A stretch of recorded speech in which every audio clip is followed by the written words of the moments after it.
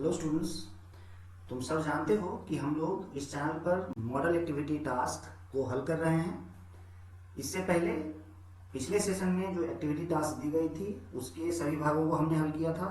मुझे आशा है तुमने उस वीडियो को जरूर देखा होगा। इस वीडियो में हम लोग जुलाई महीने में जो नई एक्टिविटी टास्क बांग्ला शिक्षा पोर्टल पर दी गई है उसे हम लोग हल कर रहे हैं। यह मॉडल एक्टिविटी टास्क जुलाई महीने में दी गई थी, लेकिन हिंदी मीडियम के छात्रों के लिए उसका ट्रांसलेट किया हुआ रूप अभी तक वेबसाइट पर उपलब्ध नहीं कराया गया है। उस एक्टिविटी टास्क का हिंदी रूपांतरण हम लोग इस चैनल पर हल कर रहे हैं। पहले फेज में हमने क्लास 10 के गणित विषय का जो एक्टिविटी टास्क दिया गया था जुलाई महीने में उसे हल किया था। आज हम लोग जुलाई महीने में दिए गए भौतिक विज्ञान का जो मॉडल एक्टिविटी टास्क है उसे हल कर रहे हैं। ऐसे अच्छे वीडियोस के लिए, क्वालिटी वाले वीडियोस के लिए इस चैनल को अगर तुमने सब्सक्राइब नहीं किया है तो उसे जरूर सब्सक्राइब कर लो, ताकि हर नई वीडियोस तुम्हें सबसे पहले मिल सके और तुम अपने कॉपी में अच्छे से उसे नोट कर सको। एक बात और तुम लोग जानते होंगे कि इस एक्टिविटी टास्क के लिए मार्क्स डिस्ट्रीब्यूशन किया गया है, यानी इस एक्टिविटी टास्क पर तुम्हें ग्रेड मिलेगा जो स्कूल के शिक्षक तुम्हें देंगे।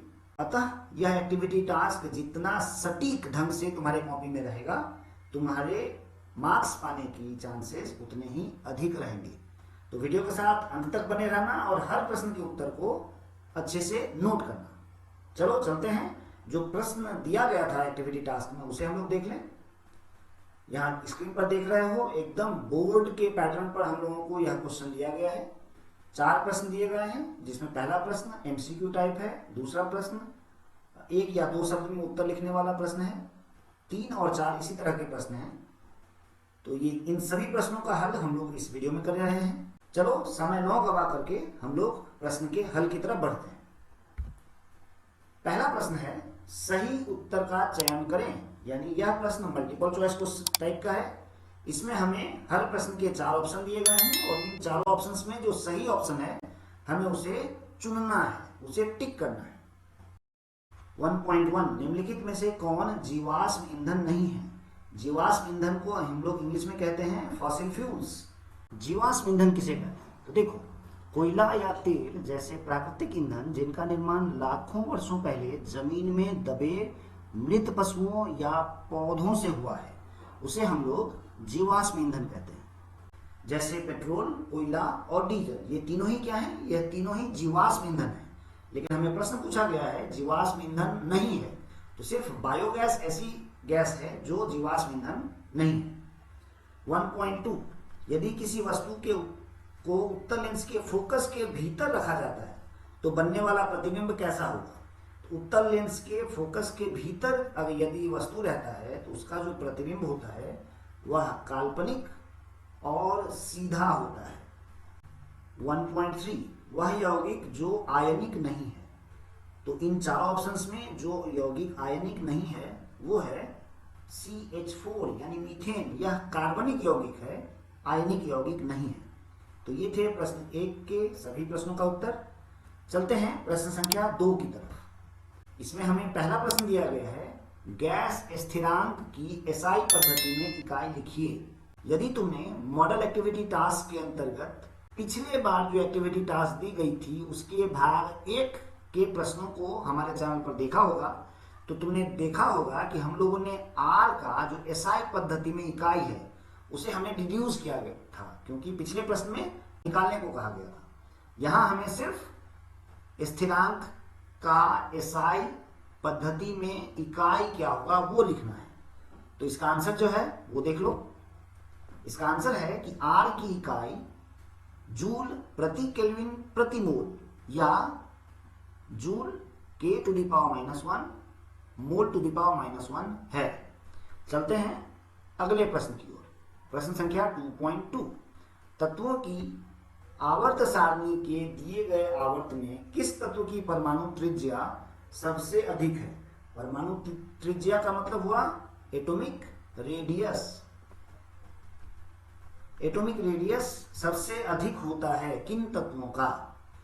इसके आंसर को देखने से पहले हम लोगों को पीरियोडिक टेबल को एक बार अच्छे से देख लेना होगा। चलो हम लोग पीरियोडिक टेबल को पहले देख लें। इस पीरियोडिक टेबल को अगर तुम ध्यान से देखो तो ये है पीरियड्स, पीरियड 1, पीरियड 2, 3, 4, 5, 6 और 7, ये 7 पीरियड होते हैं। और ये है ग्रुप्स, ग्रुप 1, ग्रुप 2 एटसेट्रा। इसमें यदि हम किसी भी पीरियड में बाएं से दाएं की ओर, बाएं से दाएं की ओर जाएं तो परमाणु का आकार छोटा होता है। यहां देखो हमने लिखा हुआ है कि यदि हम किसी भी पीरियड में दाहिने से बाएं की ओर जाएं तो एटॉमिक साइज क्या होता है, इंक्रीज होता है, यानी एटॉमिक साइज बढ़ता है। एटॉमिक साइज के बढ़ने का मतलब है एटॉमिक रेडियस, यानी परमाणु त्रिज्या बढ़ेगी। तो यदि हम ग्रुप 2 में बाएं से दाएं की ओर जाएं तो लिथियम का एटॉमिक रेडियस अधिक होगा किसी भी दूसरे तत्वों की तुलना में। यही बात पीरियड 3, पीरियड 4 या पीरियड 5 के साथ भी है। यानी ये जो ग्रुप 1 है, इस ग्रुप 1 के जितने भी तत्व हैं, इन सभी तत्वों का एटॉमिक रेडियस अन्य तत्वों की तुलना में अधिक होता है। तो यही है हमारा उत्तर। इसका उत्तर ये तुम्हारे स्क्रीन पर। आवर्त सारणी के किसी विशेष आवर्त में ग्रुप 1 के तत्वों की परमाणु त्रिज्या सबसे अधिक होती है। ठीक है, इसे तुम लोगों ने नोट कर लिया होगा। चलते हैं प्रश्न संख्या 2 के 3 नंबर प्रश्न की ओर। हमें एक आयनिक यौगिक का सूत्र लिखना है जिसमें धनायन और ऋणायन दोनों में ही हीलियम जैसा, हीलियम He, जिसका एटॉमिक नंबर होता है 2, हीलियम के जैसा इलेक्ट्रॉनिक विन्यास होता है, यह लिखना है। इसका आंसर देख लो। एक आयनिक यौगिक जिसमें धनायन और ऋणायन दोनों में ही हीलियम जैसा इलेक्ट्रॉनिक विन्यास होता है वह है NaH, यानी सोडियम हाइड्राइड। सोडियम हाइड्राइड का इलेक्ट्रॉनिक विन्यास धनायन और ऋणायन दोनों का ही हीलियम के जैसा होता है। चलते हैं प्रश्न संख्या 3 की तरफ। प्रश्न संख्या 3 का 1, स्कूटर या बस का पिछला दृश्य दर्पण समतल दर्पण की जगह उत्तल दर्पण होता है, क्यों? व्याख्या करना है। यानी पिछला दर्पण को हम लोग बोलते हैं रियर व्यू मिरर। इसका उत्तर तुम्हारे स्क्रीन पर। स्कूटर या बस आदि में उत्तल दर्पण का उपयोग साइड मिरर और पीछे देखने के दर्पण के रूप में होता है, क्योंकि वे किसी वस्तु का हमेशा सीधा, काल्पनिक और छोटा प्रतिबिंब बनाते हैं। इनका दृष्टि क्षेत्र विकसित होता है क्योंकि वे बाहर की ओर वक्रित यानी मुड़े रहते हैं और अपने पीछे के बहुत बड़े क्षेत्र को देख सकते हैं। चलते हैं अगले प्रश्न की ओर। प्रश्न संख्या 3 का 2, किसी तत्व की आयनीकरण ऊर्जा से क्या समझते हो?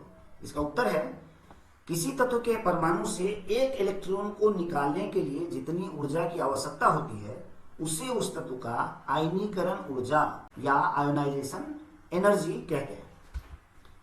प्रश्न संख्या 4 के 1 नंबर प्रश्न में हमें कहा गया है कि 760 mm ऑफ Hg दबाव और 273 के तापमान पर 1.6 ग्राम वाली किसी गैस का आयतन 1.12 लीटर है। गैस की मोलर मात्रा तथा हाइड्रोजन के सापेक्ष उसका वाष्प घनत्व निर्णय करना है। इसका उत्तर देख लो। सबसे पहले हम लोग जानते हैं कि इस गैस में नंबर ऑफ मोल्स कितनी है। तो नंबर ऑफ मोल्स के बारे में हम लोग जानते हैं कि नंबर ऑफ मोल होता है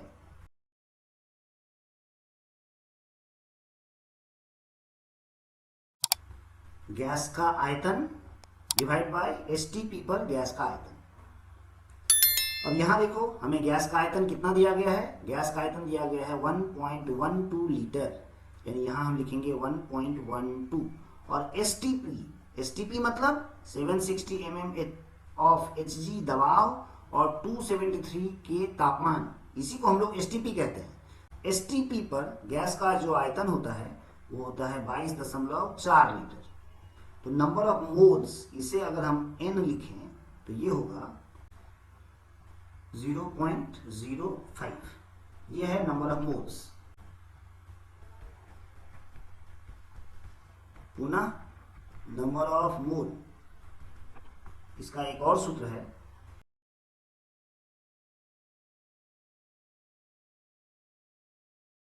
अब यहां देखो नंबर ऑफ मोल्स हमें कितना दिया गया है नंबर ऑफ मोल्स हमें मिला है 0.05। दिए गए गैस की मात्रा कितनी है? तो दिए गए गैस की मात्रा है 1.6 ग्राम, यानी 1.6। और गैस की मोलर मात्रा को यदि हम m मान लें तो हमें यहाँ से m का जो मान मिलेगा वो है 1.6 बाई 0.05। इसे अगर तुम विभाजित करोगे तो तुम्हें मिलेगा 32 ग्राम। यह है गैस का मोलर मात्रा। अब हमें निकालना है हाइड्रोजन के सापेक्ष उस गैस का वाष्प घनत्व। अब तुम लोग जानते हो कि वाष्प घनत्व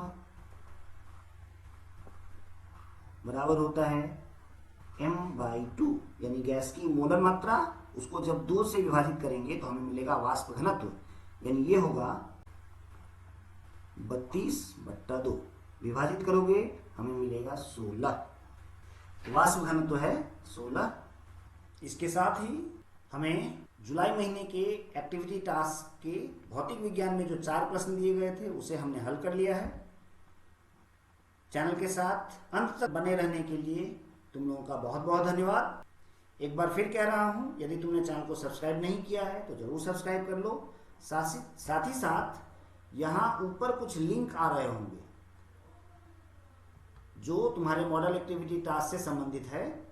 यदि उन्हें देखना हो तो लिंक को क्लिक कर उस एक्टिविटी टास्क को यहाँ से देख सकते हो। Thanks for watching this video.